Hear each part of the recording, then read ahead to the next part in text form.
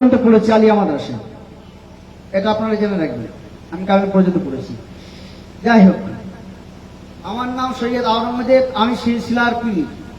এতদিন ধরে আমি সত্য মিথ্যা, হক বাতিল, সুন্নাত বেদাতের মধ্যে তফাৎ করতে অপারগ ছিলাম। তো মনোযোগ সহকারে শুনবেন। আমি সিলসিলার পীর সৈয়দ আওরঙ্গজেব। এতদিন ধরে আমি সত্য মিথ্যা, হক বাতিল, সুন্নাত বেদাতের মধ্যে তফাৎ করতে অপারগ ছিলাম।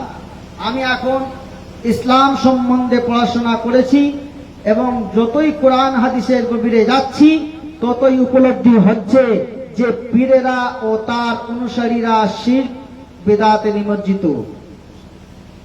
তাই এমত অবস্থায় আমি সৈয়দ আওরঙ্গজেব সিলসিলার গদ্দিনেশীন পীরের অবস্থান হতে নিজেকে মুক্ত ঘোষণা করছি।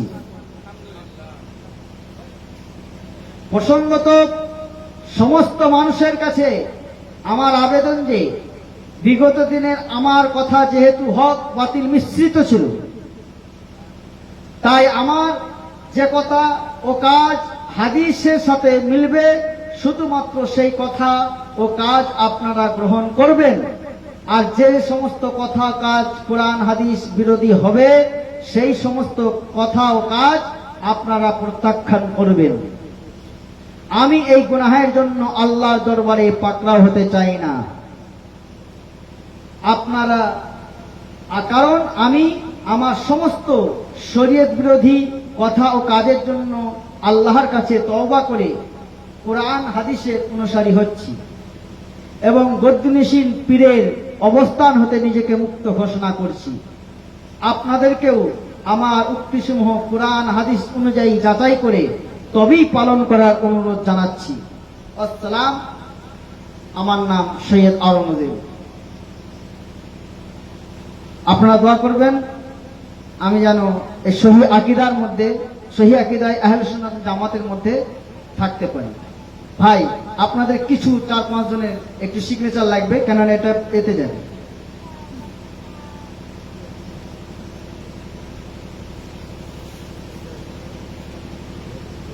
পিছনের দিকে একটু সিগনেচার করে দেবেন, এটা রেখে দাও। এই পেন আছে, পেন আছে, ওইটা হয়ে যাবে না।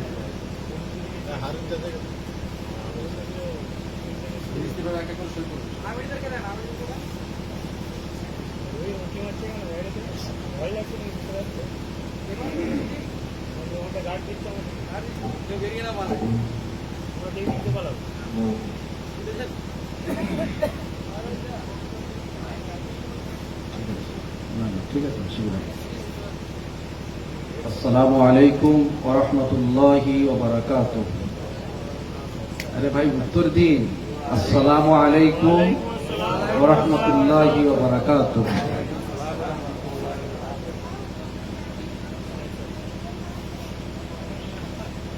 আলহামদুলিল্লাহি রাব্বিল আলামিন ওয়াল আকিবাতু লিল মুত্তাকিন والصلاة والسلام على نبينا محمد وعلى آله وصحبه أجمعين.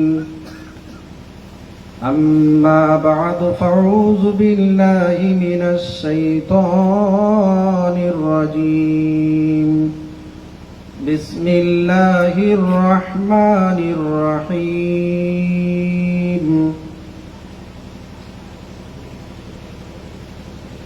أنه من يشرك بالله فقد حرم الله عليه الجنة ومأواه النار.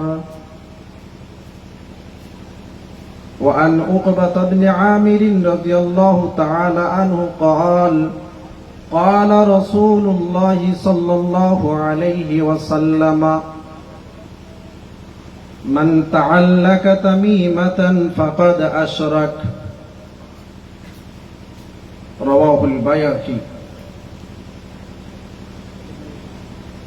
শিরক করো না, বিদআত করো না, শিরক করো না, বিদআত করো না, আল্লাহ ছাড়া কারো কাছে মাথা নত করো না। পীরের পূজা বরের পূজা ইসলামেতে নাই, তবুও মানুষ দলে দলে মাথা যে নাওয়ায়। শিরক করো না, বিদআত করো না, আল্লাহ ছাড়া কারো কাছে মাথা নত করো না। এই তরিকা ওই তরিকা অভাব কিছু নাই, এই তরিকা ওই তরিকা অভাব কিছু নাই, তবুও মানুষ দলে দলে মাথা যে নয়। ইমাম শাফি, ইমাম মালিক, ইমাম আবু হানিফা কয়, ইমাম শাফি, ইমাম মালিক, ইমাম আবু হানিফা কয়, আমার কথা ছেড়ে দিয়ে রসুলকে মানো ভাই। সম্মানিত বালিপুর নিবাসী, সর্বপ্রথমে আপনারা সইটা পরে করে নেবেন, এখন রেখে দিন, ডিস্টার্ব করেন না। সর্বপ্রথমে আমি আমার অন্তরের অন্তঃস্থল থেকে সাধুবাদ জানাই আমার পাশে বসে থাকা যোগ্যতম সভাপতি বলতে পারেন, বা ওনার যে উদ্দেশ্য তার কারণে ওনাকে আমি ধন্যবাদ জানাই। আল্লাহ তাবারক ওয়া তাআলা ওনার এই উদ্দেশ্যকে কবুল করে নিয়ে পূর্বের সমস্ত গুনাহ থেকে আল্লাহ তাআলা ওনাকে মুছে দিয়ে একদম নিষ্পাপ করে দিক, বলেন আমিন। সম্মানিত সুধী,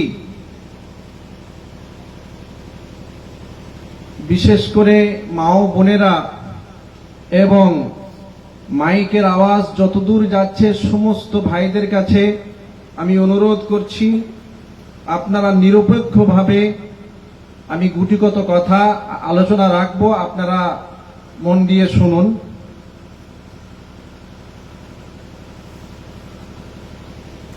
বর্তমানে যে সমস্ত মানুষ পাপ করে, কিছুক্ষণের জন্য সে পাপ মনে করে না, সে নিজেকে ঠিক মনে করে করে। দ্বিতীয় কথা, 71 নয়, 72 নয়, 73টা ফিরকার কাছেই দলিল আছে, দলিল সবারই কাছে আছে, কিন্তু ঘাড় ভাঙা দলিলের প্রয়োজন। যেমন একজন নাস্তিকের সঙ্গে ইমামে আবু হানিফা রাহিমাহুল্লাহ একটা বাহাস হয়। নাস্তিক আল্লাহ বলে কেউ আছে এটা মানবে না, এবং ইমাম আবু হানিফা রাহিমাহুল্লাহ ইনি খুব বিচক্ষণ মানুষ ছিলেন, ইমাম ছিলেন। ইনি ওই নাস্তিককে শিক্ষা দেবেন যে আল্লাহ বলে কেউ আছেন কিভাবে। একদিন নাস্তিকের সঙ্গে এই রকম একটা ডিসকাস বা বাহাসের সময় বা দিন নির্দিষ্ট হলো,